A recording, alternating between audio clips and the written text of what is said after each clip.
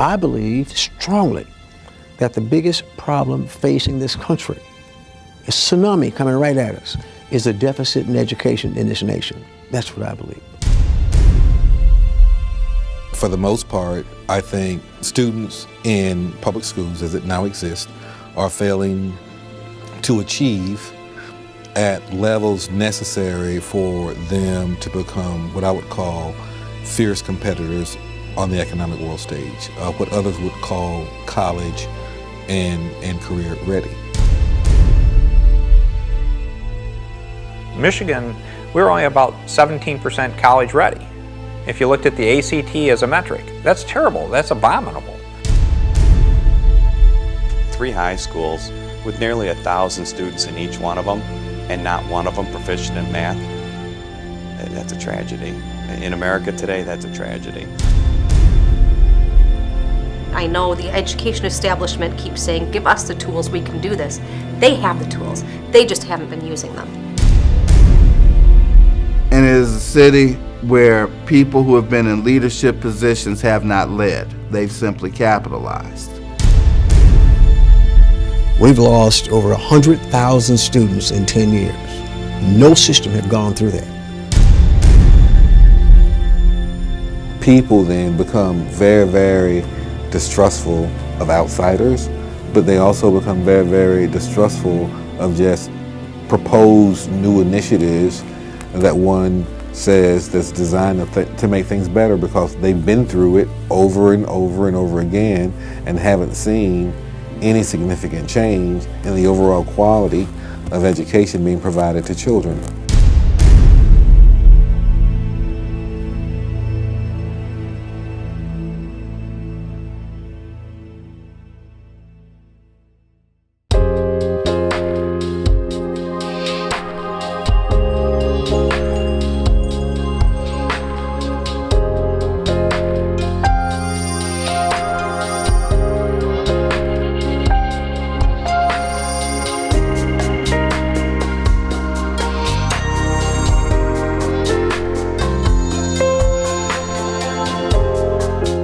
Detroit is tough. It's not tough because of its violence. It's tough because at the end of the day, even on life support, we are not dead. Go back to 2009. Arnie Duncan makes this statement: Detroit is ground zero for education. Detroit Public Schools keeps me up at night. Wow, that's huge. So Detroit is the poster child for all things wrong with education in urban America. So President Obama proposes something called Race to the Top. Based on Race to the Top, we as a state were required to set a top to bottom list, ranking our schools from the best down to the worst. Everybody wants to go chase the money, change the system. Close the board, clerk will tally, display, and announce the vote. So the Democrats who were in power at that time proposed a statewide reform district. And we were successful at doing so in the past 3 years, reforming Michigan's old and antiquated education system to put us in a position really to go after the worst performing schools, to help the children who are most challenged in some of the areas across the state. I was also in the legislature when the plan to deal with failing schools was hatched here. They proposed taking 50 schools that were the lowest performing, taking them out of the local control of the school system that hasn't been producing results, and putting them into a different category with different standards. Made all the sense in the world. And guess what? We're going to get all this federal money to do that. We said that there has to be some fail-safes in between simply going to state control. So we had 3 different levels of how you ended up dealing with a school before you got to the 4th phase of finally having to go under state control. It went through the Republican washer and dryer, it went through the Democrat washer and dryer, gets all the way to the governor, gets signed into law, and what happens? It all falls apart. Nobody does nothing. It was so complex that there was really no hope for that plan to deal with those kids. Not only were the cards stacked politically against those children that were in failing schools. I didn't see that there was a great desire to take on that issue. Why? Because the person in charge of the state education system here is appointed by who? The Board of Education, elected by the people. So he doesn't have to answer to the governor. Answers to a board that's controlled by who? Democrats. So it falls apart. It wasn't happening naturally. No matter what efforts we did through bureaucracy, through rulemaking, it just wasn't happening for those kids. That it's generational in some of those schools. In many respects, we're failing our kids. And when I say that, I'm not talking about Detroit, I'm talking about the state of Michigan. Now, power changes hands, as it oftentimes does in government. Governor Snyder comes in, Republican governor, the Republicans take control of government, and all of a sudden, they're gonna take what the Democrats introduced, and they're gonna do it their way. And one of the things I became governor that I could not believe is no one was standing on top of the building yelling about that. That's wrong. It was time to do something about it. And this is the start of doing something about it. With Governor Snyder, education is one of the things that's on his dashboard and one of the things he wanted to tackle very quickly, and he made an intentional decision to say, look, let's get out the gate first on this. Let's do something about the persistently low achieving schools right here in Michigan. And as we started having the debate, I started looking at, how we have complicated this very basic question.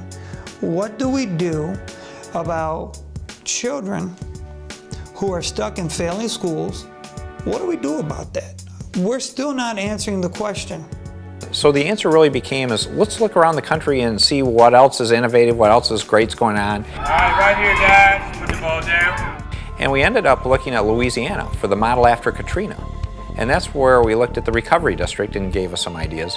But then we said, what would be the next step? How do we go beyond what they were even doing in New Orleans, where they had an absolutely clean sheet of paper to start with, to say, how can we innovate to take what we can learn from them, look at our unique aspects, and how can we do even better? And that's what the EAA is about. So the Educational Achievement Authority is really the concept of saying, can we take the failing schools and put them in a new organization that's not a school district, but a system of schools? Because I firmly believe that's the future. And focus in on the most challenged schools there are. And so all of these things that they're doing that we've pushed back on, do they listen? No. Do they take suggestion? No. Even when I've said to them, you're in my community, trying to mix it up about education and trying to fix education, let me help. But because they're in the majority, and because the governor believes that his office has that kind of autonomy, or should, they've rejected that help. And they've gotten it wrong every step of the way. You come over here to the state capitol, and you find that on the floor of the Michigan House of Representatives, you got 110 experts on education. You get 1,000 reasons why everybody else has the wrong opinion. If we remove the politics out of the education debate, you can solve the problem with a stroke of a pen. I signed an interlocal agreement with the president of Eastern Michigan University, two governmental entities, to form a third entity. That's the EAA. That's where that came from. Then the word got out that we were looking for a chancellor for this new system we're putting in place for the persistently low-performing schools. People came out of the woodwork all across the nation. And the headhunter recommended some names to us, and that's how we got the name of Dr. John Covington.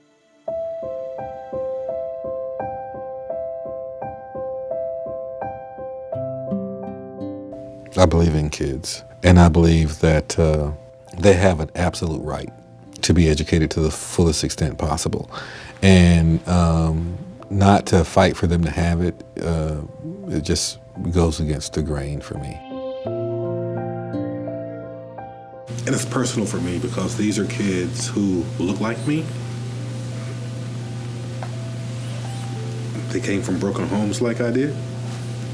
They're poor like I was.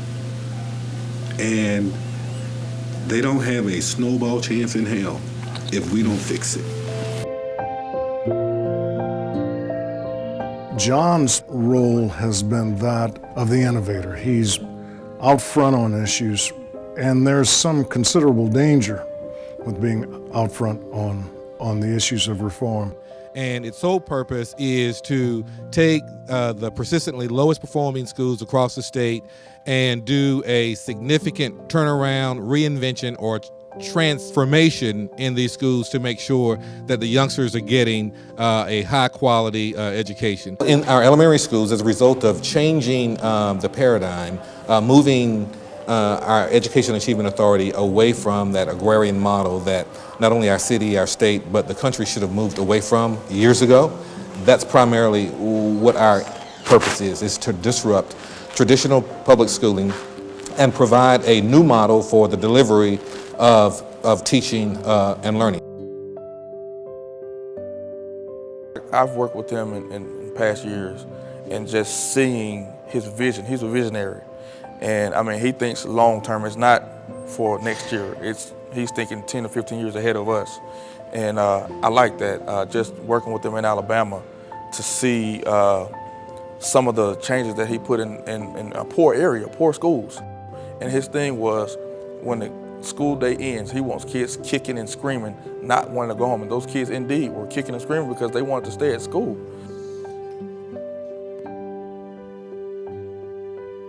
Well, I believe that we finally found a learning system that works. I was one of the 5 schools in Kansas City that had the opportunity to pioneer the student-centered learning model. And that's the first time in all of my years of teaching, and I came in as an administrator doing this, that I saw students actually learning. And I think the quicker this nation understands that regardless of how our ancestors arrived on the scene, whether or not your ancestors walked across the Bering Strait to get here, whether they landed in the shadows of the Statue of Liberty from some far off distant shore, or whether they came on the Mayflower, or whether they came on a slave ship, we have gotten to the point in our nation's history that it really doesn't matter because we're all in the same boat now. Doesn't matter who your parents are. Doesn't matter if your dad's in jail or your mom's on crack. Our kids are not learning, not because of absence of ability, but rather because of denied opportunity. The biggest threat to our national security is our continuous, egregious failure to adequately educate our nation's children. We actually have to change the structure of how we deliver instructional programs and educational services to kids. We have to change it. The structure's all wrong. He's not really trying to reform. He's trying to transform the system, and that's where you get in trouble. People sometimes don't understand his mindset, but it's always in the best interest of children. And I mean, how can you not want to work for somebody who has that vision? We don't do this because it's easy or because it's difficult. We have to do it because we believe it's right.